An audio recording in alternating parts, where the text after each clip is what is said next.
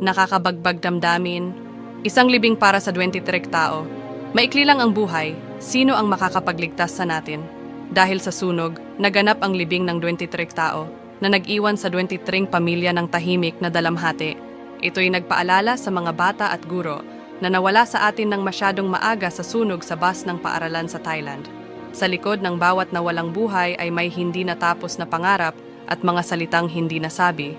At ngayon ay tanging luha ng mga mahal sa buhay ang natira. Ang sakit at lungkot ay malalim na nagpapaalala sa atin. Ang buhay ay panandalian. Bawat araw ay maaaring maging huling pamamaalam.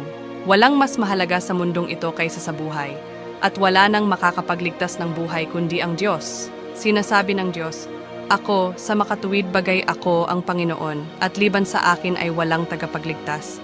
Sa mga nabubuhay pa, habang may panahon pa, lumapit kayo sa Diyos. Tanging sa kanyang yakap natin